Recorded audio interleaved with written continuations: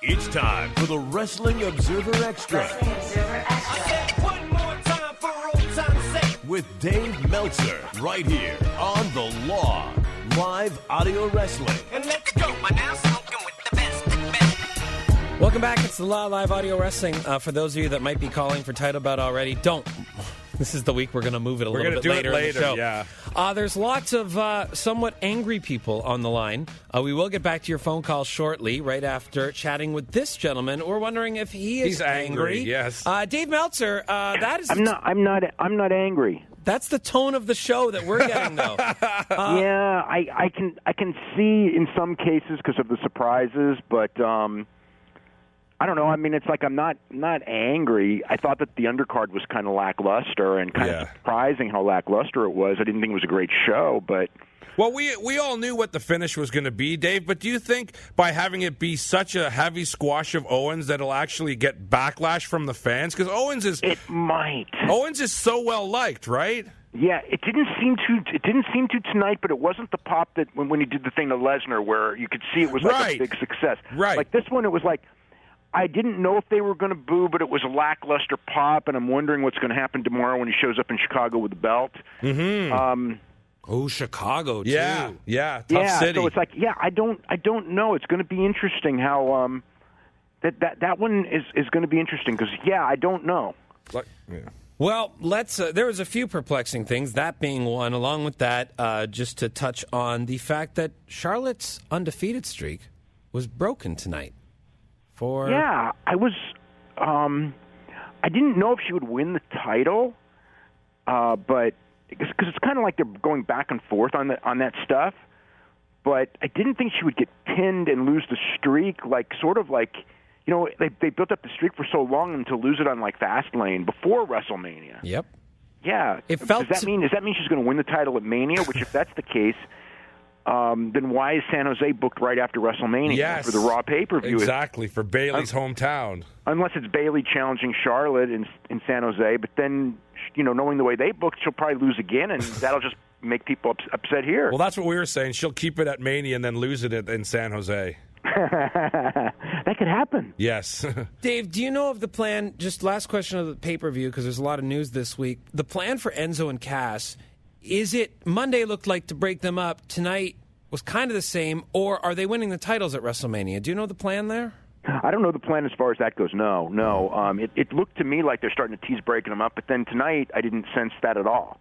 Yeah, and I think that it's breaking them up is what's called a terrible idea. It's too early. I completely agree. They also have little to no value apart. They're so much stronger together. Agreed. I mean, I think Cass has a little value apart, but he's weaker, and Enzo is very weak. Enzo's very weak on his own. Yeah. So when they started the tease of the breakup on Monday, I just thought, it's like, I don't know if you should ever do it, but it's way too early if you're going to do it.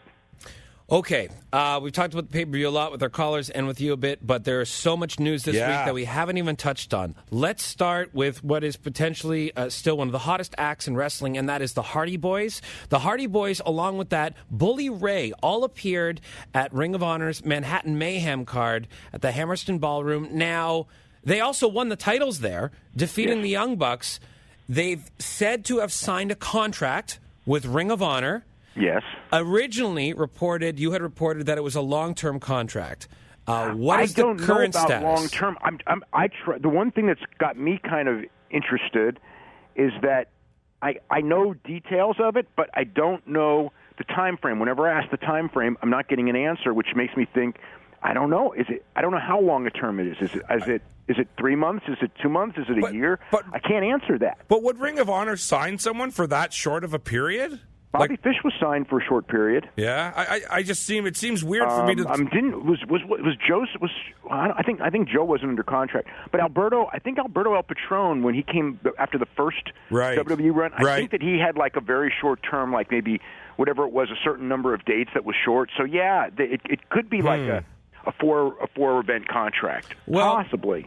I mean, let's look at this from Ring of Honor's perspective. I mean, they have Supercard of Honor booked on April the 1st, and they'd already had the Hardys and the Young Bucks booked on that match. That is a huge match for them on WrestleMania weekend and a huge card. Obviously, a lot of hype behind it. I mean, having this availability of the Hardys for a month, they could have very well just signed them to a month contract here, get the big hype for this, throw them on TV, have the culmination of the Bucks winning it back. They've served a short-term purpose, and then let them move on. I personally am still under the belief that we will see the Hardys in WWE.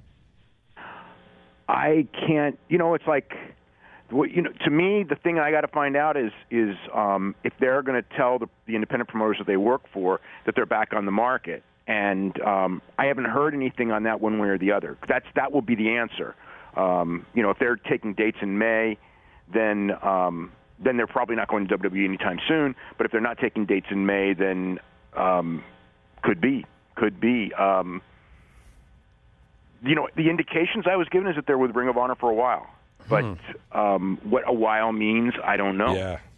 Just sticking with the Hardys, one of the answers that we may have gotten with them debuting is they are using the broken characters. Now, yes, they are. Does this mean beyond ROH they can use them anywhere and everywhere and they have ownership of these characters? Well, they claim that they do. Matt has claimed that from the start. I don't know. TNA, may write letters about it, but I don't know. Will they enforce it? Again, they did debut them on TNA's television. TNA can claim it as their intellectual property. Mm-hmm. That doesn't mean that they'll win. Yeah, right. They've used it outside of TNA on other shows. So I don't. That's for lawyers. I really don't know the answer to that one. But that's a very intriguing question. Bully Ray appearing in Ring of Honor. That is surprising for me because with the influx of talent that we will talk about going to TNA, he would have been a guy right at the top of my list. Do you know? Well, he was contacted by TNA. So, and what happened in the negotiations, I don't know. But yeah, he wound up in Ring of Honor, that came out of nowhere. He obviously must have turned TNA down then. Yeah. So, I'm surprised. I mean, I don't know. Is it just a case of he's never worked Ring of Honor before and he wants to work there? That's what he said. Maybe he's just ready to do something, but yeah, I don't know. As far as he's never been there, and maybe it's something new for him. Mm-hmm. Yeah, and he's someone I could see sticking around for a while. I don't see him just in for like a couple of months. I don't know. I don't know what the contract situation is with him either. Yeah. I would think that he's not going back to WWE. No, I wouldn't think so. So to take that out, and he's not going to TNA, I see him. Yeah, he probably is going to stay in Ring of Honor for a while. Yeah. Well, let's talk about Insanity Wrestling. Impact has got it's a whole bunch of changes. They're into the new tapings. Last week we talked about the fact that the Hardys, Galloway, Maria, Mike Bennett, Jade, gone. In this week that we haven't seen, but the tapings. Yes. Del Rio appears. ODB, Magnus, Chris Masters, Matt Morgan, Conan, Homicide. Let's make TNA great again. Dutch Mantel's cutting a weird promo. Karen Angle. Dave, you've read the spoilers. You've been following along. So have we. What do you make of this? Because to me, that's why I said Insanity Wrestling. Yeah. We got to watch the television, but it's. When you read it, again, they need something for attention. People are talking about it a little bit, but man, I don't know. They're trying something new, but they're trying something new. To me, they're looking backwards. Well, there's some backwards. No, but the thing of saying that the company used to, the company management was really bad. I mean, who does that? Well, I think WCW kind of did that. Remember, for a while they were talking about how we're going to turn around and how bad we are. It's like, boy, that ended up being a disaster. Yeah, well, isn't the idea now with TNA to kind of make it more of I don't know if I want to use the word serious, but more of not so much as crazy as it has been of late? Yeah, but you got announcers feuding. That's true. Well, this is let's talk about this because one of the main programs that's put in place, and I watched the television this week, and hearing Josh Matthews try to play heel against the Pope was grating. It was terrible for 2 hours. Yeah. And as I read these spoilers, it looks like this is one of the primary angles that they are pushing: a Josh Matthews versus Jeremy Borash feud. Well, it's very much like So Josh Matthews, started that thing. I mean, he started getting heat, so then he turned it into something, and now they're using it as an angle. And I don't know that, like, again, wrestling announcers being involved in angles, I'm never a fan of that, especially when it's, because Well, and this all is it does is it doesn't get your product over. And well, this is like each guy's going to have teams of wrestlers in the whole thing, right? It's not just the two announcers. Like it sounds like it's going to be a pretty big program. I don't know if it's going to be teams, but there's going to be. It's got to pay off in a match, right? Yeah. So it's got to be something. That's going to brutal, is what it's going to be, I think. Dave, have you heard what the eventual team will be as announcer, what the announcer duo or trio will be? I presume it's going to be Borash and somebody, but as far as the other guy, I don't know. I mean, I'm sure it sounds to me, based on what I've heard, that everyone in the world has been called up, from Taz to everyone. But a lot of people aren't coming in. Even Russo claims he was called. So, it's just like, I don't know how many people, or at least texted or something. But it seems that, like, Jeff is, he's looking everywhere for someone who can get attention to, in theory, turn around ratings. I mean, the Pritchard one's very interesting because, he does have a lot of listeners to his podcast. Yeah. Okay, so let's talk about... Is that going to help television ratings? I mean, if it does, it's something new. It's something that we learned, but I don't know that that's the case. So let's talk about that. Bruce Pritchard now an on-camera character for TNA. Do you know what type of character this is? It feels like an authority figure, Karen Angle, too. Of course. Yes, of course. Yeah. And not necessarily, well, I mean, there was some babyface stuff, some heel stuff. I'm not sure exactly what he is. I don't think that he could be too heelish because he's doing that.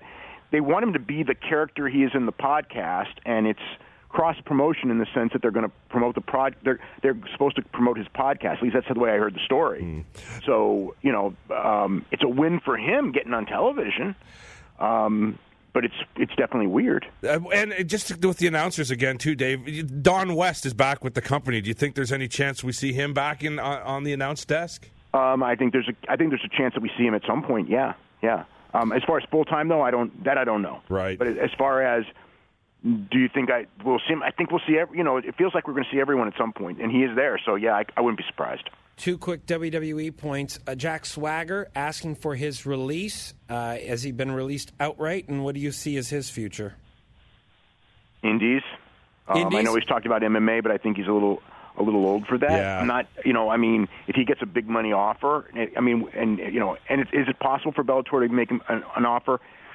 Yeah, but he's not that big of a name pro wrestler, and I know that, like, Ryback and Bellator talked, and Ryback was a bigger name than him, even though I think Swagger has a lot more potential as a fighter, and that really went nowhere. I don't think that Bellator's, if it's CM Punk, I could see Bellator paying big money, but for Jack Swagger, I just don't see it. Yeah. The Shaq angle, Shaq not at WrestleMania this year? Feels like it's dead. That's what all the indications are. Okay. And finally, injury to Hanma. Yeah, what's the update on Hanma, Dave? Nothing new on Hanma other than, it sounds terrible. What happened for our listeners who haven't heard as of yet? So I believe he took a draping DDT a couple days ago at a show in Okinawa, just could not. He couldn't move at all. Move. Yeah, he could not move his arms. He could not move his legs. He was rushed to the hospital, and hours later he could still not move his arms or his legs. And nobody has said anything since, which to me is really bad news when you don't hear anything. Because I know how it works there in Japan. If there's any good news, we're going to hear it, and we haven't heard anything, and that's very scary. Yeah, it is, definitely. Sorry to end on a down note there, Dave. We are out of time with you for this week. Of course, you have stories on all of what we just talked about in The Observer. Anything else? Any specials? I'll probably write some more about the awards and, cover all of the cards, today's card and the UFC, and there's a New Japan card, and whatever happens on Raw as far as the build to Mania, if there's any new matches at Mania, any new directions. I think tomorrow's going to be a very interesting Raw. Yes. Obviously Jericho's going to be back. Undertaker might be there. Start the big push for Lesnar against Goldberg. So, all hands on deck type of show again. WrestlingObserver.com is where you can find all his fine work. Dave, thanks for joining us this week, and we'll talk to you next week at the same time. Okay, have a great week. You too. Dave Meltzer, every week right here on The Law at this time.